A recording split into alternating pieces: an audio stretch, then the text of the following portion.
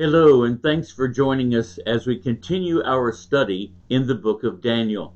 Today we're looking at the third lesson in our workbook dealing with the study of Daniel, which actually now is a focus on chapter 1.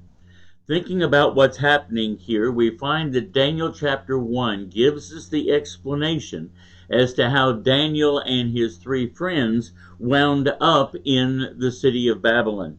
It says in verse 1, "In the third year of the reign of Jehoiakim, the king of Judah, came Nebuchadnezzar, the king of Babylon, unto Jerusalem, and besieged it. And the Lord gave Jehoiakim, the king of Judah, into his hand, with part of the vessels of the house of God, which he carried into the land of Shinar, to the house of his God, and he brought the vessels into the treasure house of his God." So we find that Nebuchadnezzar made his first appearance at Jerusalem, and he took some of the riches of the city and some of the captives from the city and brought them back to Babylon. And that is how Daniel and his friends got there. And there are some notable things that happened that we'll be studying as we go through the text of the book of Daniel. In looking at question 1 in lesson 3, it says Daniel and his three friends are mentioned in the New Testament book of Hebrews in chapter 11. What particular references are there that are pertinent to their situation, and what events are alluded to? Well, if we would go over to Hebrews chapter 11, verses 33 and 34, after talking about many heroes of the Bible, many pillars of faithfulness going back through the Old Testament, we find that it talks about individuals who were involved when they stopped the mouths of lions, as will be the case with Daniel, or quenched the violence of fire, as was the case with Shadrach, Meshach, and Abednego. And so there are references made here to some of the events that happened to Daniel and Shadrach, Meshach, and Abednego, as are recorded in the book of Daniel. In question 2, what were a few of the cultural and religious challenges faced by the Jewish captives taken to Babylon as exiles and slaves? Well, of course, the first thing would be the challenge of learning the new language.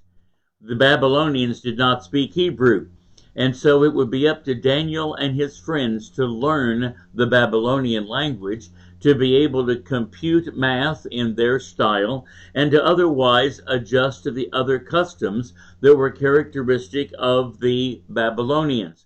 And when they first get there, one of the first challenges is for them to deal with the dietary differences between the things that the Babylonians ate and the things that the Jews were allowed to have under the law of Moses. And so there's going to be the barrier of language. There's going to be problems in the food selections that the Hebrews could make. And then, of course, the Babylonians were pagans. And so they were going to be surrounded by idolatry in their new home.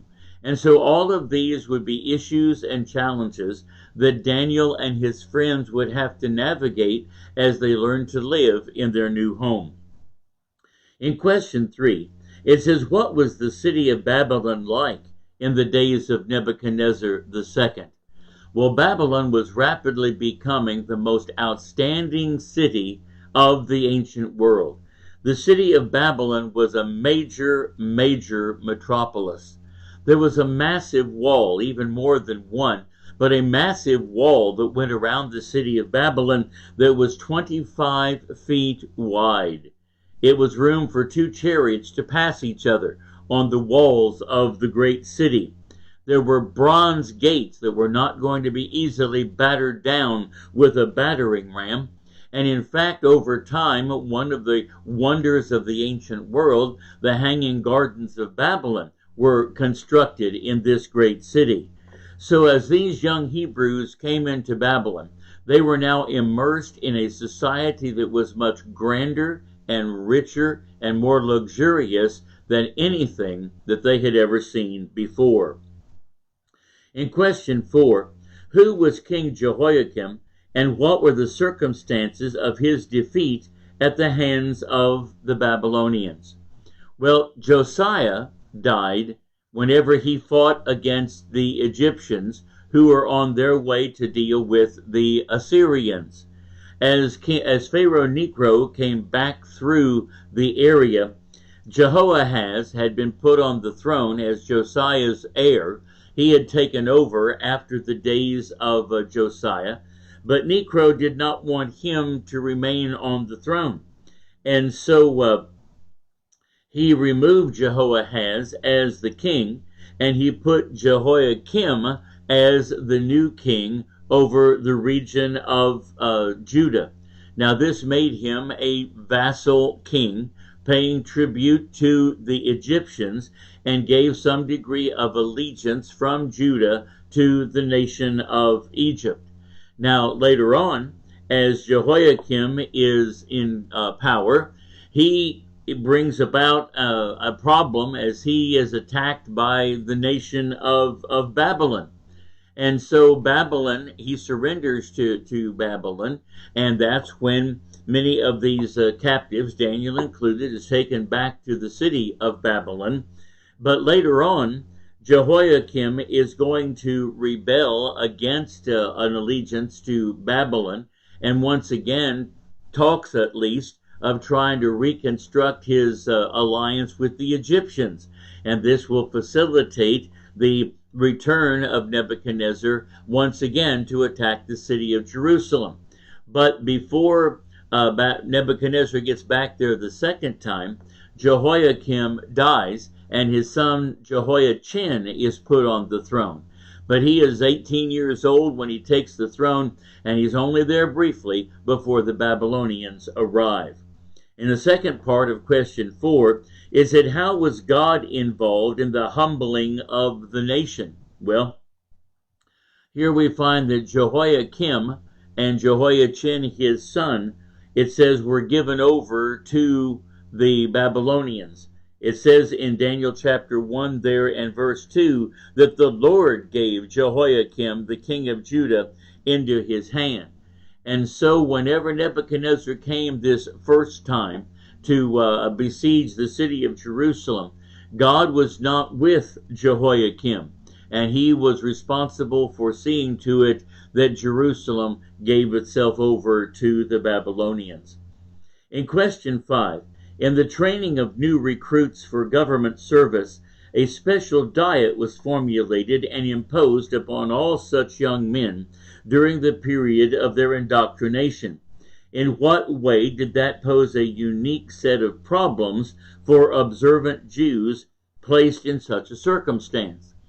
Well, when Daniel and his friends now were at this academy, you might call it, where they were being indoctrinated in the ways of the Babylonians, learning their language and such, here they're being placed on a diet that was not compatible with the commandments of the law of Moses.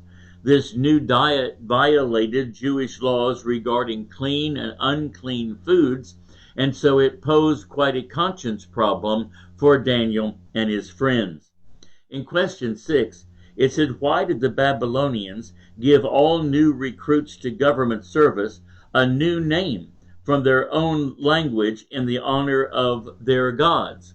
If we look through this chapter and go down to verse 6 of Daniel chapter 1, it says, among those that were of the children of Judah was Daniel, Hananiah, Mishael, and Azariah.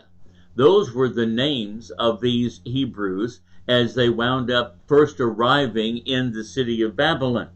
But the Babylonians wanted to show their power, and they also wanted to give them names that would let them assimilate a little more quickly into the Babylonian culture, and these names even were reflective of the gods of the Babylonians, attributing to those gods the power that Babylon possessed. It says, continuing in verse 7, unto whom the prince of the eunuchs gave names, for he gave unto Daniel the name Belteshazzar, and to Hananiah of Shadrach, and to Mishael of Meshach, and Azariah of Abednego. So now new names are given to these men as they now develop a Babylonian personality and become more compatible in the city in which they were forced to live. It said, do these new names change them into worshipers of these foreign divinities? Just because they had names that were reflective of the gods that the Babylonians served, the evidence shows us that Daniel, Shadrach, Meshach, and Abednego did not waver in their dedication unto God, but rather they continued to serve him faithfully, even though they had been renamed by their captors. In question 7, it says, how important is determination in the outcome of any enterprise? Daniel, Shadrach, Meshach, and Abednego could have simply gone with the flow and have eaten the foods that the Babylonians provided for them, saying that there's nothing we can do, we're captives here.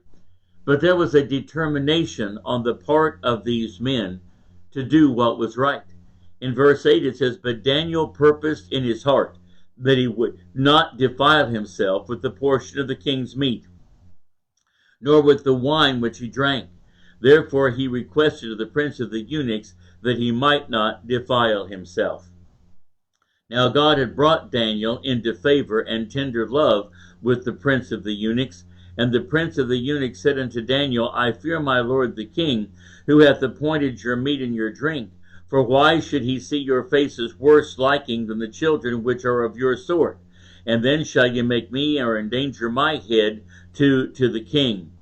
And so we find that Daniel here was at first kind of rebuffed in his request, but he continues to press this.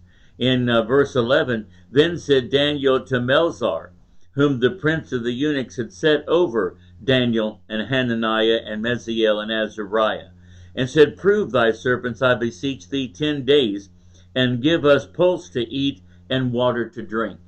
So Daniel was determined, along with his friends, to not give in so easily to this rebuff that had been given to them by the prince of the eunuchs.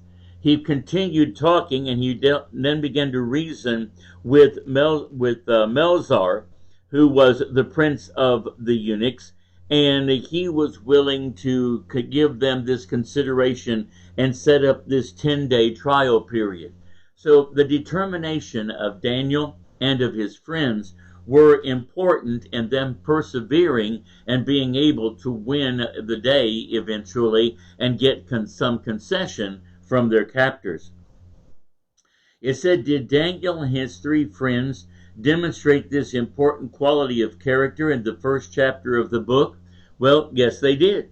Because as it says here that at the very beginning of this, that they talked to the prince of the eunuchs and about not defiling themselves. And the eunuch said, I don't think I can accommodate that because it's going to make me, look bad in front of Nebuchadnezzar if you start to look sickly.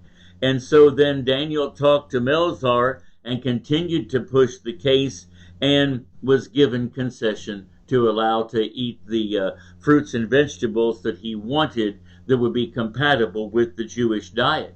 So his determination did pay off. It says, can you think of an example of spiritual determination in the life of some heroic Christian who has been a model in your life? Well, there have been many Christians who have tried to stand for the faith and were pressured in different ways to maybe change their convictions or give in to other thoughts by other brethren in order maybe to keep their jobs or whatever. But I think of men like J.W. McGarvey and other preachers that I've been aware of who stood their ground. They stood fast for the truth. They grew in their spiritual understanding and continue to do their best in serving God. They were determined to spend all of their days doing the best they could in service unto God.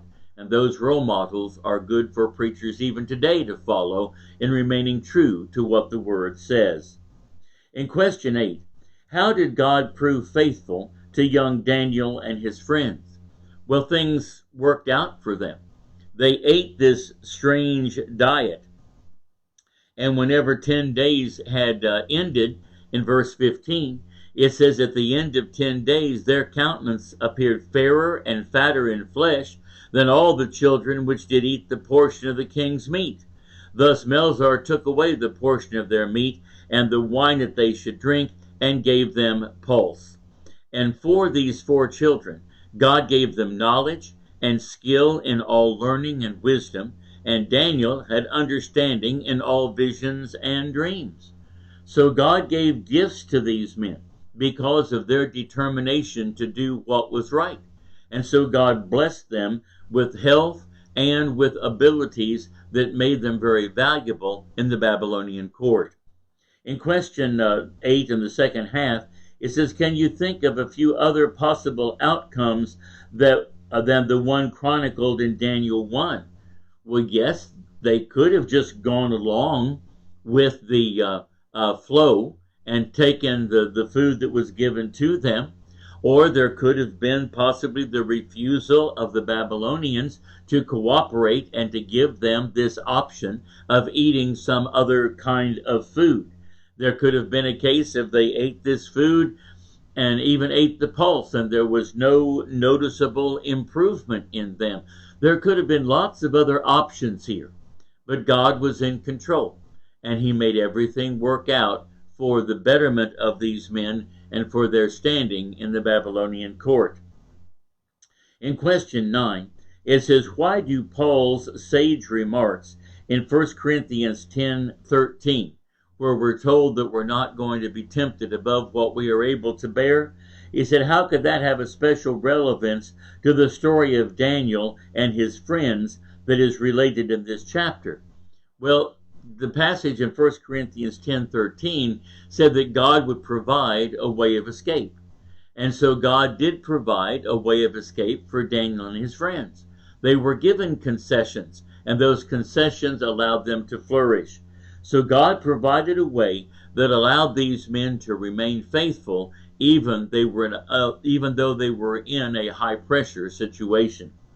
And then finally in question 10, it says eternal principles often are at stake in the simplest spiritual tests, things that we need, that we tend to regard as unimportant or of little true consequence. Are there other examples that you can relate where issues considered inconsequential by most of those around you proved to have had a deeper implication for true spirituality? Oftentimes, just in our daily practice of Christianity, we do not realize how other people are watching us.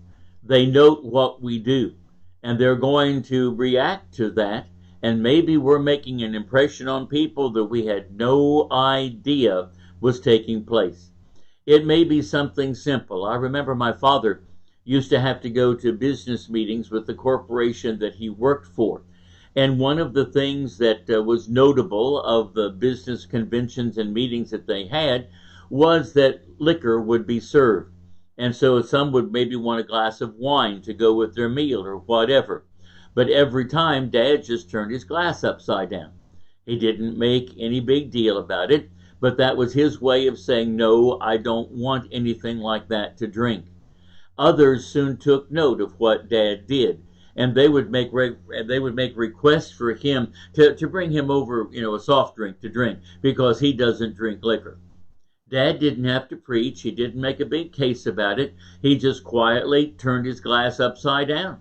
But it taught a lesson to all of those who observed what he did. In school, I remember going through school. Sometimes it was an era when they thought that all of the uniforms that the team wore needed to be the shortest, skimpiest outfits that could be purchased. And that applied both for the girls and for the guys. But it was amazing to see those who, through the years, stood their ground and said, I can't wear that kind of uniform. And they would be able to get a conciliatory grant of a request from the coach, and maybe their shorts were longer. Maybe they were able to wear a different type of outfit in comparison to what the others were wearing, but it still was compatible with regulation. But it was all happening because somebody had the courage to go to a coach or to a supervisor and say, I just am not comfortable in that scanty attire, and I'm going to have to wear something else if I'm going to be able to compete with the team. And often they were very highly respected for their convictions on these things, and concessions were made. So we simply have to try to do our best in serving God and trust that He will help things to work out right for us. It did for Daniel, Shadrach, Meshach, and Abednego, and eventually they wound up with positions of honor as they were found amongst those in the Babylonian court.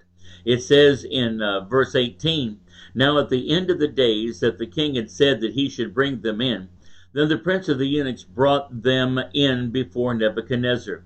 And the king communed with them, and among them all was found none like Daniel, Hananiah, Mishael, and Azariah. Therefore stood they before the king. And in all matters of wisdom and understanding that the king inquired of them, he found them 10 times better than all the magicians and astrologers that were in all of his realm. And Daniel continued even unto the first year of King Cyrus." So Daniel is going to have a nice long life in working in the Babylonian court and serving under several different kings. He serves under Nebuchadnezzar. He serves under Nabonidus and his son Belteshazzar. They were kind of co-regents together. And Belshazzar was ruling at the time that the Medes and the Persians came in and took over the kingdom.